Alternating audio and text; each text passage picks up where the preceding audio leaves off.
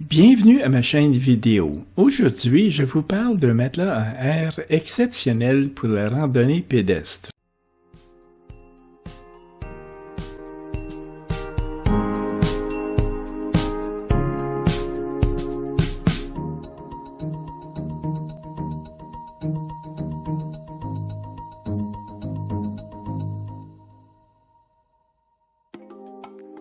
Le matelas s'appelle Thermarest Neo Air X-Lite et lorsque je l'ai acheté, j'ai acheté une pompe miniature appelée la pompe Neo Air. En 2005, on m'a proposé de rejoindre un groupe d'amis pour vivre une aventure que j'avais toujours rêvé de vivre. L'un des membres du groupe avait une amie qui travaillait dans le cadre d'un contrat de 2 ans avec le gouvernement à Iqaluit sur l'île de Baffin et qui avait un accès direct au parc national. Elle proposait une randonnée de 10 jours le long du col Akshayuk dans le parc Ayuituk. Il s'agissait d'une randonnée de 130 km du nord au sud le long de l'une des vallées les plus majestueuses du monde.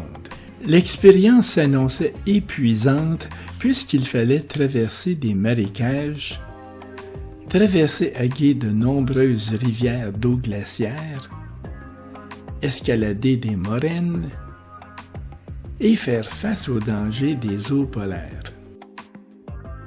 C'était ma première fois en Arctique, ma première fois en randonnée pédestre, ma première fois à porter un sac à dos contenant toute la nourriture dont j'avais besoin pour rester en vie, ainsi que le combustible pour cuisiner. Il était très important que je fasse tout mon possible pour réduire le poids au minimum.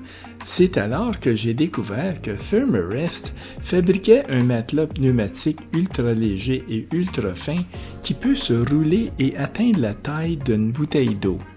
Vous l'avez peut-être vu en action quand j'ai publié ma première vidéo sur la plus petite caravane pour vélo du monde.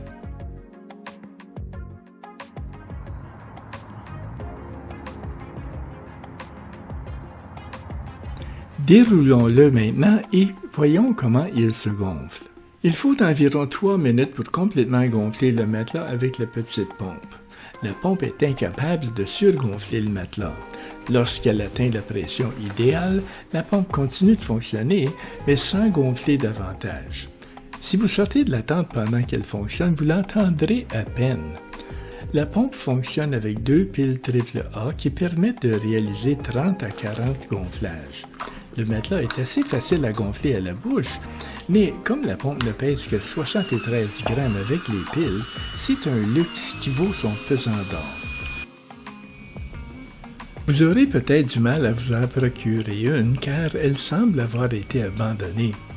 Le matelas a une épaisseur de 6,4 cm et existe en différentes tailles de 50 ou 65 cm de large et de 180 ou 200 cm de long.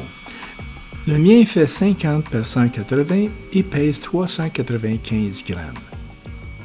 D'après ce que j'ai compris de la description des matelas vendus aujourd'hui, les nouveaux sont dotés d'un dispositif de dégonflage rapide pour éviter ce que je fais ici.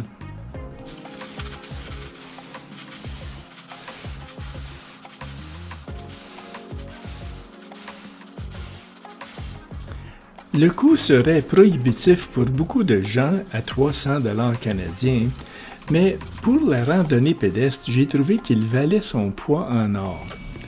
Depuis que je l'ai acheté en 2005, j'ai dormi dessus 114 nuits, 55 nuits dans une tente, là où le matelas risque d'être perforé par des cailloux, des racines et des branches, et 59 nuits dans mon campeur qui a un plancher de contreplaqué lisse.